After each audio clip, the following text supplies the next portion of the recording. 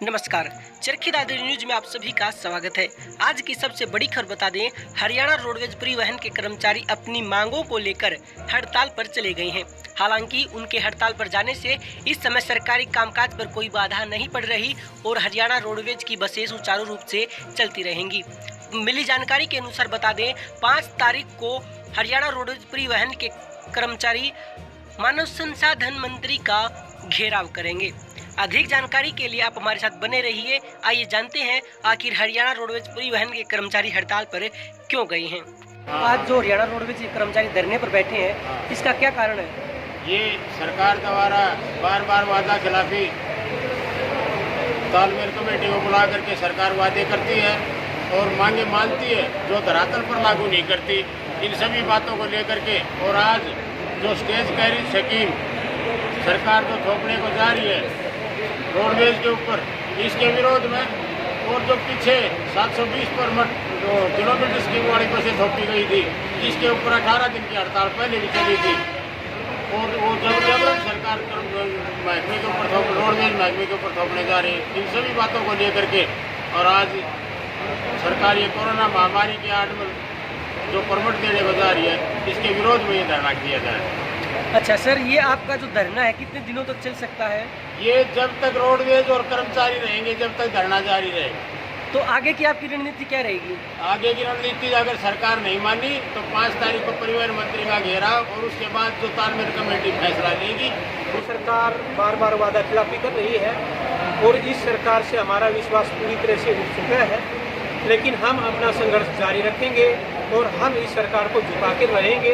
अगर ये सरकार हमारी मांगे नहीं मानती है तो हम हमारे तालमेल कमेटी जो है बहुत बड़ा आंदोलन करने की तैयारी में है, जिसकी जिम्मेदारी इस सरकार की रहेगी। सर, जैसा कि और भी कर्मचारी धरने पर बैठ चुके हैं, सरकार किसी की ओर ध्यान ही नहीं दे रही। अगर आपके धरने की तरफ भी सरकार ने कोई ध्यान नहीं दिया तो देखो, सरकार, ये मैं पहले कह चुका हूँ, जो सरकार है ये किसी की तरफ ध्यान नहीं दे रही। इस सरकार की मंशा पता नहीं क्या है, ये इस पब्लिक को अपनी पब्लिक ही नहीं समझ रही और ये सरकार जो है अपनी किसी भी जिम्मेदारी पर खरा नहीं उतर रही। सरकार कहीं भी ऐसा कोई कार्य नहीं कर रही जिससे ये झलके कि ये जनता के प्रतिनिधि हैं और जनता की सुरक्षा करना, जनता की बातें मानना इस सरकार का काम है। लेकिन ये सरकार कहीं भी अपने किसी भी कार्य पर खरा नहीं उतर रही है, जिससे यहाँ कर्मचारियों में भी रोष है, आम जनता में भी रोष है। जी धन्यवाद। आजाद सिंह गिल, महासचिव हरियाणा रोडवेज संयुक्त कर्मचारी संघ और सदस्य तालमेल। सर, पिछले कितने दिनों से आपका धरना जो है लगातार सुचारू रूप से चल रहा है? लगभग 1 महीने से हमारे धरना प्रदर्शन चले हुए हैं। जो 4 डेटों में तालमेल कमेटी ने फैसला लिया था ऑनलाइन मीटिंग बुला के 20 जुलाई को, और उसमें 4 डेटों में हमारे धरने रखे थे हर कमिश्नरी पर 5-5 डिपो, 6-6 डिपो मिला के, और आज वो लास्ट चरण है धरनों का।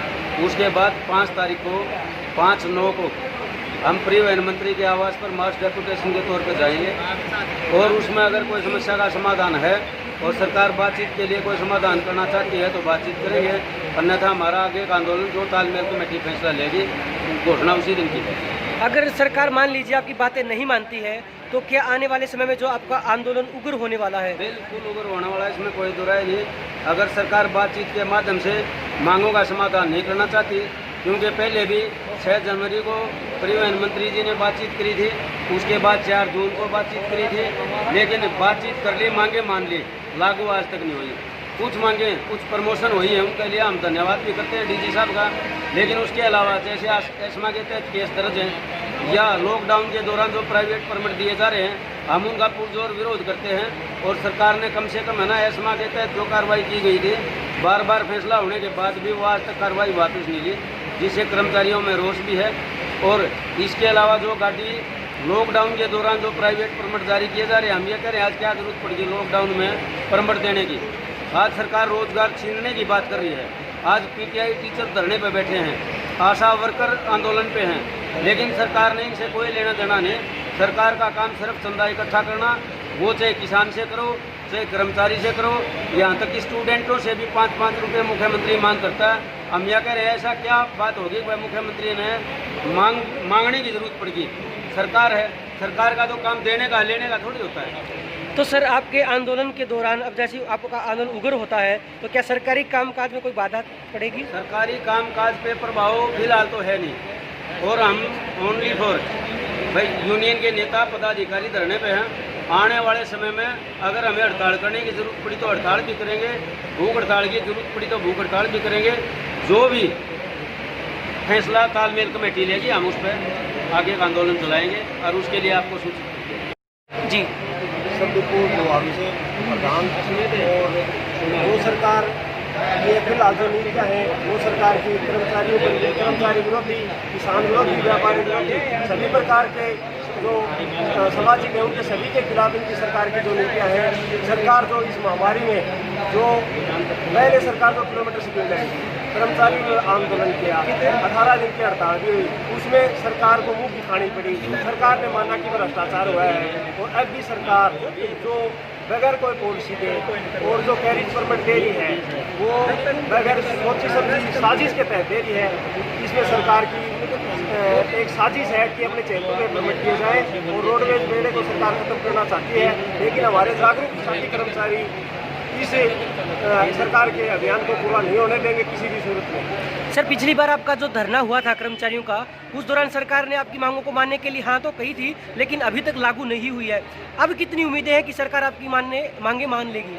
हमें इस सरकार से उम्मीद बहुत ही कम है कि ये सरकार इतनी शुरू से ही झूठी सरकार है, ये एक जुमला टाइप सरकार है। इसका हमें कोई उम्मीद नहीं है कि ये रात पर लागू करेगी, लेकिन कर्मचारी अपने संघर्ष के दम पर सरकार से लागू करवा के रहेंगे। धन्यवाद।